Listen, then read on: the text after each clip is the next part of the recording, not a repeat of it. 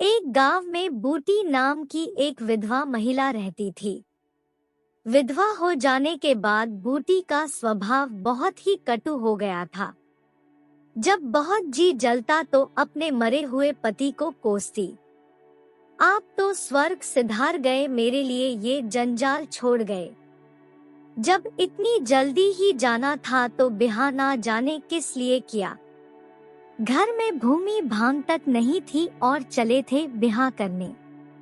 वह चाहती तो दूसरी सगाई कर लेती, उसके खानदान में तो इसका रिवाज भी है। देखने सुनने में तो बुरी ना थी, दो एक आदमी तैयार भी थे, लेकिन बूटी पतिव्रता कहलाने के मोह को छोड़ ना सकी और सारा क्रोध उतरता उसके बड़े लड़के मोहन पर, जो अब 17-18 साल का हो चुका था। दूसरा बेटा सोहन अभी छोटा ही था। एक लड़की थी जिसका नाम था लता। अगर ये तीनों ना होते तो बूटी को क्यों इतना कष्ट होता। जिसका थोड़ा सा काम कर देती वह रोटी कपड़ा दे देता, जब चाहती किसी के सिर बैठ जाती। अब अगर कहीं बैठ जाए तो लोग यही कहेंगे कि 3-3 बच्चों के होते हुए इसे क्या सूझी। बड़ा बेटा मोहन भरसक उसका भार हल्का करने की चेष्टा करता था। गाय भैंसों को साना पानी दुहना मथना ये सब कर लेता, लेकिन बूटी का मुंह था कि सीधा ही ना होता। वह रोज एक न एक खुचड़ निकालती रहती। मोहन ने भी उसकी घुड़कियों की परवाह करना छोड़ दिया था। पति उसके सिर पर यह गृहस्थी का भार पटक कर क्यों चला गया, उसे बस यही शिकायत थी। बेचारी का सर्वनाश ही कर दिया। ना खाने का सुख मिला, ना पहनने ओढ़ने का, और ना किसी और बात का। इस घर में क्या आई मानो भट्टी में पड़ गई। उसके मन में कई इच्छाओं का दवन सा मचा रहता और उसकी जलन में उसके हृदय की सारी मधुरता जलकर भस्म हो चुकी थी। पति के पीछे और कुछ नहीं तो बूटी के पास 400-500 के गहने थे, लेकिन एक एक करके वो सब भी हाथ से निकल गए। उसी मोहल्ले में उसकी बिरादरी में और भी कितनी औरतें थी जो उम्र में उसे बड़ी थी, फिर भी वो गहनों से सजी सवारी रहती, आंखों में काजल, मांग में सिंदूर। बूटी को लगता था कि जैसे वह उसे जलाने के लिए ये सब करती थी। इसीलिए अब उनमें से कोई विधवा हो जाती तो बूटी को खुशी होने लगती और उसकी सारी जलन वह अपने लड़कों पर निकालती, विशेषकर मोहन पर। वह शायद सारे संसार की स्त्रियों को अपने ही रूप में देखना चाहती थी।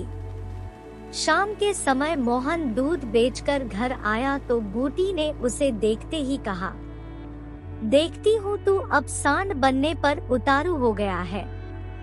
मोहन ने प्रश्न के भाव से देखा, कैसा सांड, बात क्या है। तू रूपा से छिप छिप कर नहीं हंसता बोलता, उस पर कहता है कि कैसा सांड। तुझे लाज नहीं आती, घर में पैसों के लिए तंगी है और वहाँ उसके लिए पान लाए जाते हैं, कपड़े रंगाए जाते हैं। मोहन ने विद्रोह का भाव धारण किया। अगर उसने मुझसे 4 पैसे के पान मांगे तो क्या करता। कहता कि पैसे दे तब लाऊंगा। अपनी धोती रंगने को दी, उसे रंगाई मांगता। मोहल्ले में तू ही एक धन्ना सेठ है और किसी से उसने क्यों ना कहा। यह वो जाने मैं क्या बताऊं। तुझे अब छैला बनने की सूझती है। घर में भी कभी 1 पैसे का पान लाया है। यहाँ पान किसके लिए लाता। क्या तेरे लिए मैं ना जानता था तुम पान खाना चाहती हो। संसार में 1 रुपया ही है जो पान खाने योग्य है। शौक सिंगार की भी तो कोई उम्र होती है अम्मा। बूटी जल उठी, उसे बढ़िया कह देना उसकी सारी साधना पर पानी फेर देने जैसा था। बूटी ने कहा, अब तो मेरे लिए फटे चिथड़े पहनने के दिन है। जब तेरा बाप मरा तो मैं रूपा से 2-4 साल ही बड़ी थी। उस वक्त कोई घर कर लेती तो तुम लोगों का पता नहीं क्या होता। गली गली भीख मांगते फिरते तुम। लेकिन मैं कह देती हूँ, अगर तू फिर से उसके साथ बोला तो या तो तू घर में रहेगा या मैं रहूंगी। मोहन ने डरते डरते कहा, मैं उससे बात कर चुका हूँ अम्मा। कैसी बात? सगाई की? यह सब उसकी माँ की माया है। वह कुटनी मेरे लड़के को मुझसे छीन लेना चाहती है।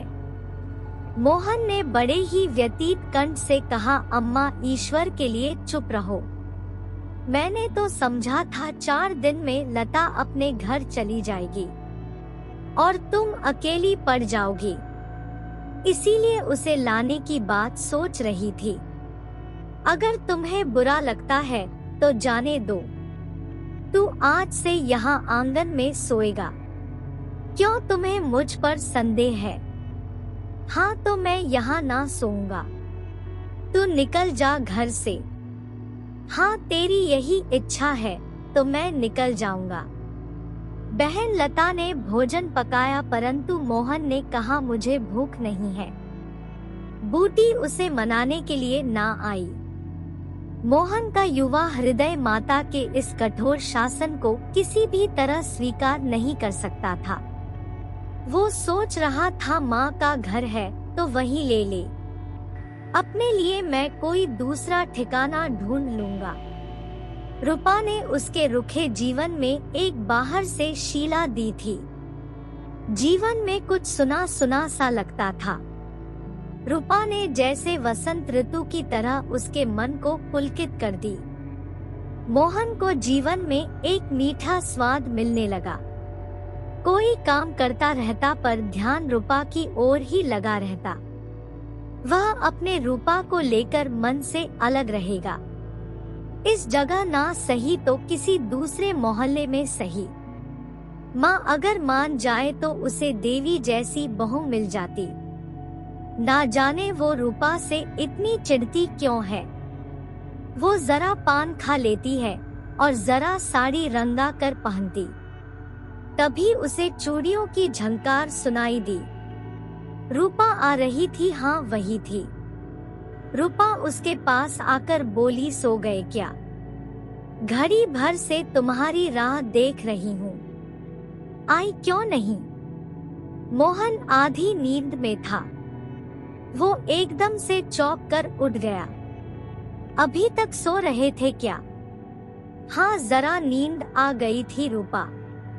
तुम इस वक्त यहाँ क्या करने आई हो? कहीं अम्मा ने देख लिया तो मुझे मार ही डालेगी। तुम आज आए क्यों नहीं? आज अम्मा से लड़ाई हो गई। क्या कहती थी? कहती थी रूपा से बोलेगा तो मैं प्राण दे दूंगी। तुमने पूछा नहीं कि रूपा से क्यों चिढ़ती हो? अब उनकी बात क्या कहूँ रूपा। वह किसी का भी खाना पहनना नहीं देख सकती। अब मुझे तुमसे दूर रहना पड़ेगा।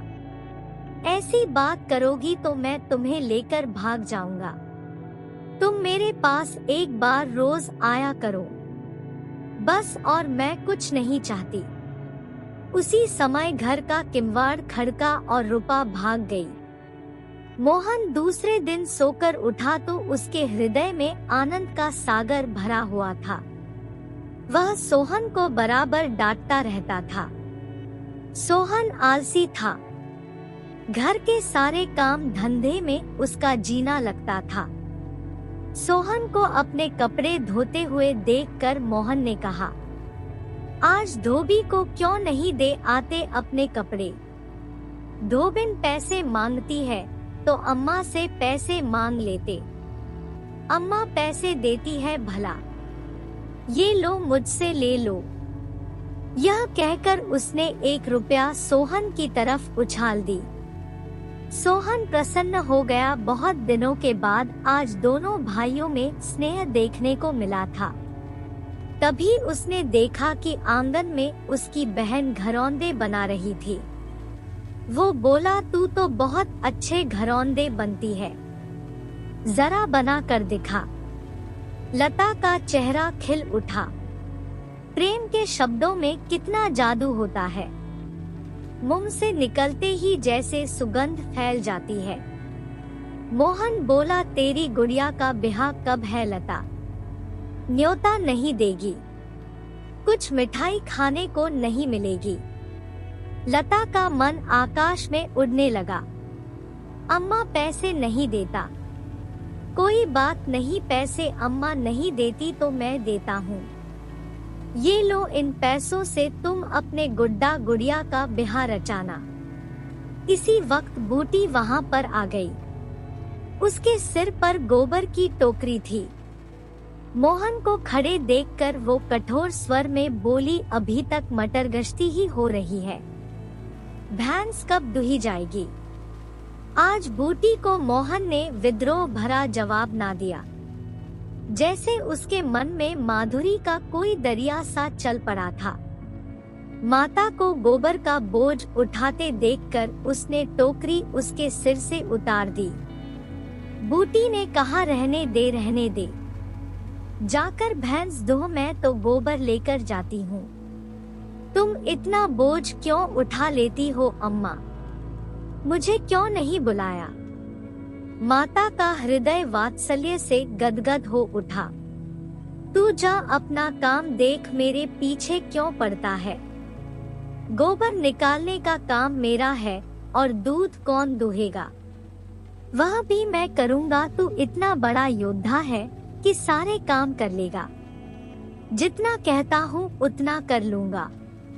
तो मैं क्या करूँगी? तुम लड़कों से काम लो जो तुम्हारा धर्म है।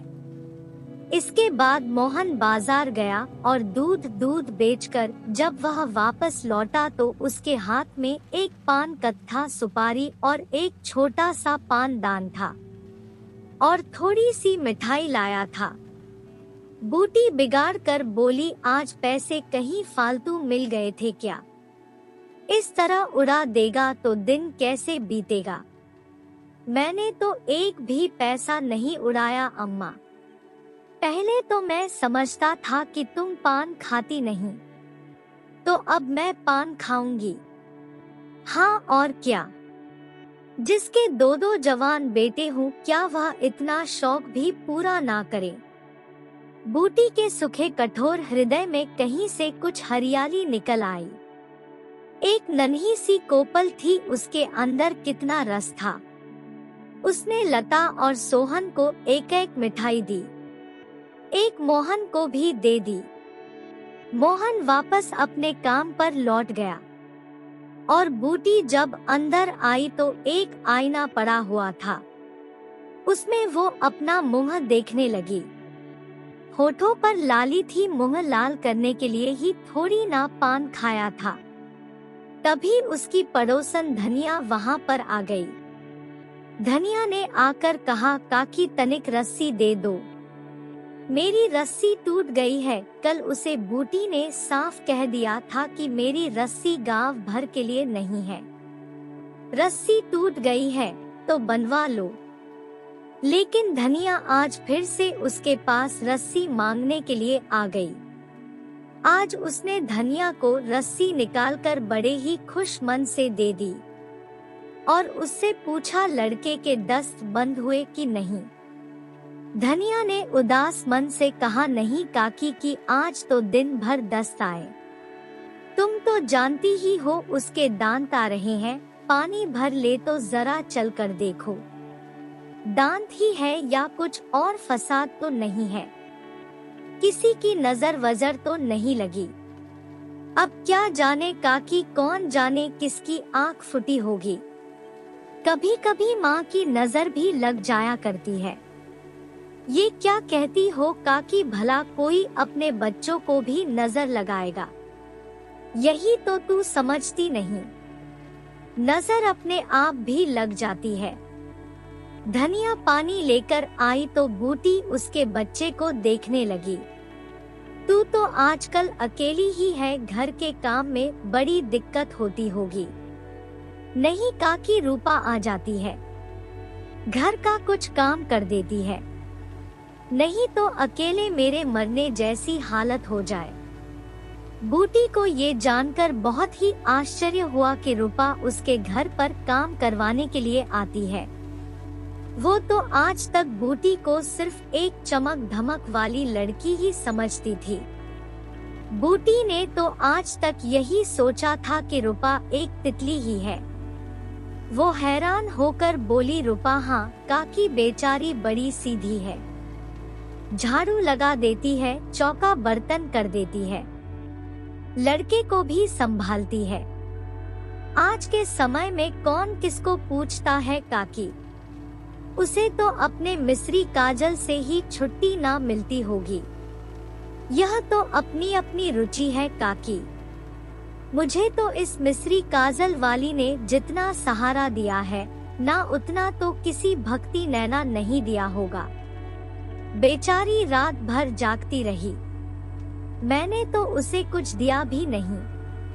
हाँ बस जब तक जीऊगी उसका यश गाऊंगी। तो उसके गुण अभी नहीं जानती धनिया। पान के लिए पैसे कहाँ से आते हैं, किनारदार साड़ियाँ कहाँ से रंगाई जाती है। मैं इन बातों में नहीं मानती काकी। फिर शौक सिंगार करने का किसका जी नहीं चाहता। खाने और पहनने की यही तो उम्र है। धनिया ने बच्चों को खटोले पर ही सुला दिया। बूटी ने बच्चों के सिर पर हाथ रखा और पेट में धीरे धीरे उंगली गड़ाकर देखने लगा। बूटी भी धनिया के घर के काम में उसका हाथ बटाने लगी। तब धनिया ने कहा, काकी तुम तो इतनी भली मानस हो। यहाँ के लोग तो कहते थे कि तुम बिना गाली के बात नहीं करती। मारे डर के मैं कभी तुम्हारे पास ना आई। बूटी मुस्कुराई और बोली, लोग झूठ तो नहीं कहता, मैं आंखों देखो मानो की कानों सुनी। उन दोनों में फिर से रूपा को लेकर बात चलने लगी। तभी वहाँ पर रूपा आई। उसने भी धनिया के घर आकर धनिया के घर के कामों में उसका हाथ बटाया। कुछ देर काम करने के बाद रूपा वहाँ से चली गई। जब रूपा वहाँ से चली गई तो बूटी सोचने लगी कि अगर कोई और लड़की होती तो मुझे देखकर अपनी नाक सिकुड़ लेती और तुरंत यहाँ से चली जाती। परंतु रूपा ने ऐसा नहीं किया। आज रूपा बूटी को बड़ी ही सुंदर लगी। वो सोचने लगी, ठीक तो है, अभी शौक सिंगार ना करेगी तो कब करेगी। यही तो उम्र है शौक सिंगार करने की। और जहाँ तक पान खाने की बात है तो उसका शौक तो बूटी को खुद भी रहा है। आज बूटी का मन बहुत ही प्रसन्न हो उठा था। उसके मन में रूपा को लेकर जो ईर्ष्या का भाव था वो दूर हो चुका था। उस दिन के बाद रूपा प्राय दिन में 2 बार बूटी के घर आई। बूटी ने मोहन से आग्रह करके उसके लिए एक अच्छी सी साड़ी मंगवा दी। अगर रूपा कभी बिना काजल लगाए या बेरंग साड़ी पहने आ जाती तो बूटी कहती, बहू बेटियों को ये योगियों वाला भेष अच्छा नहीं लगता। ये भेष तो हम जैसी बुढ़ियों के लिए है। रूपा ने एक दिन कहा, तुम बूढ़ी कहाँ से हो गई हो अम्मा। लोगों को इशारा मिल जाए तो भारों की फौज लग जाएगी यहाँ पर। बूटी ने मीठे तिरस्कार से कहा, चल मैं तेरी माँ की सोत बन जाऊंगी। इसी तरह हंसी टिटौली के बीच बूटी ने रस भरी आंखों से देखते हुए पूछा, अच्छा बता मोहन से तेरा ब्याह करवा दूं। रूपा लज्जा आ गई, मुंह पर गुलाब की आभा दौड़ गई। आज मोहन दूध बेचकर लौटा तो बूटी ने कहा, कुछ पैसे जुटा, मैं रूपा से तेरी बातचीत कर रही हूँ। और कुछ ही दिनों में एक दिन वो भी आ गया जब रूपा और मोहन की शादी हो गई और वह पूरा परिवार एक खुशहाल परिवार बनकर रहने लगा।